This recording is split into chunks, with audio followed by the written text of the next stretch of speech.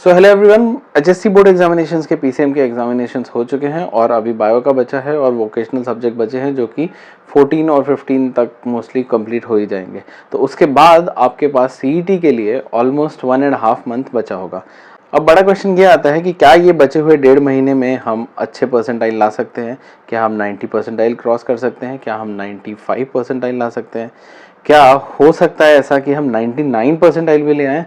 तो इसका आंसर में मैं ये कहना चाहूँगा कि बिल्कुल ऐसा पॉसिबल है कि आप ये 1.5 महीने अच्छे से यूटिलाइज़ करें तो आपके 99 परसेंटाइल आराम से क्रॉस हो जाएगा एमएसटी सीईटी में।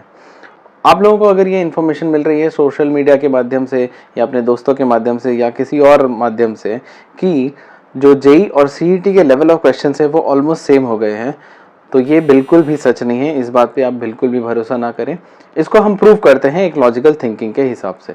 अब आप जेई का पैटर्न अगर देखें तो वहाँ 3 घंटे में 75 क्वेश्चंस करने होते हैं, 25 क्वेश्चंस पर सब्जेक्ट पीसीएम में नाउ। और सीईटी का अगर आप पैटर्न देखें तो यहाँ 3 घंटे में 150 क्वेश्चन करने होते हैं, दैट इज 50 क्वेश्चन पर सब्जेक्ट। मैं पीसीएम की बात कर रहा हूँ यहाँ पे। द अदर हैंड जेई में हर क्वेश्चन पे नेगेटिव मार्किंग है, +4 सही के लिए और -1 गलत के लिए और 0 अटेम्प्ट ना करने के लिए।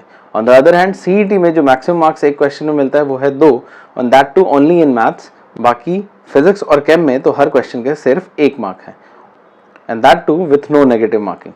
तो आप समझ सकते हैं कि अगर किसी एग्जामिनेशन में आधे ही क्वेश्चन करने हैं सेम अमाउंट ऑफ टाइम में तो उसके लेवल ऑफ क्वेश्चन डेफिनेटली दूसरे एग्जामिनेशन से हायर होगा। तो आप इस बात को अपने दिमाग से निकाल दीजिए कि जेई और सीईटी के level of questions almost same हो गए हैं। ऐसा कुछ भी नहीं है। अगर आप ये 1.5 महीने बहुत जम के मेहनत करेंगे और स्ट्रेटेजिकली प्लान करेंगे अपनी स्टडीज को तो आप डेफिनेटली 95 तो क्या 99 परसेंटाइल भी क्रॉस कर सकते हैं। इसके अलावा अगर हम सिलेबस की बात करें तो जेई का जो सिलेबस है वो कंप्लीट 11th और कंप्लीट 12th का सिलेबस आता है।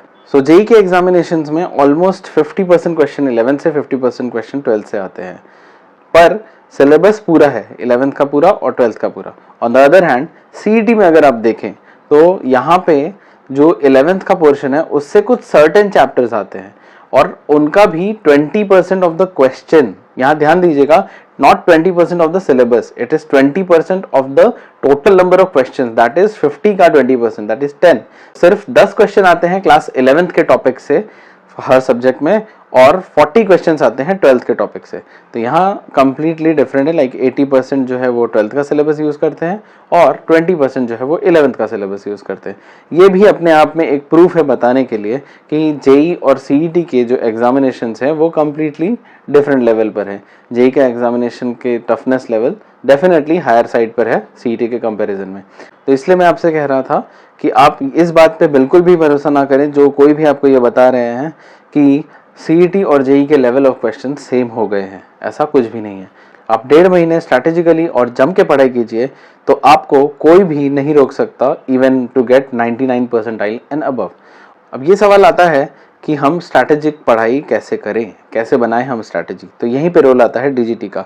हमारे साथ जुड़े रहिए, हम आपको बताएंगे कि किस तरह से आप स्ट्रैटेजिकली अपने इन 1.5 मंथ्स को प्लान कीजिए ताकि आप सीईटी में बहुत ही अच्छा परसेंटाइल लेके आएँ।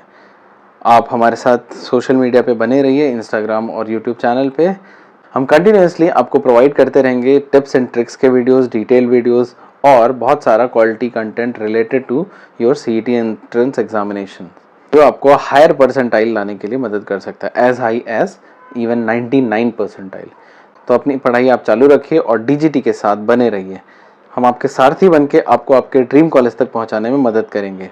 तो हमारे अगले वीडियो में ज़रूर देखिए कि सीईटी में हायर परसेंटाइल लाने के लिए क्या स्ट्रैटेजी अपनानी चाहिए। तब तक के लिए keep learning, all the best, जय हिंद, जय भारत।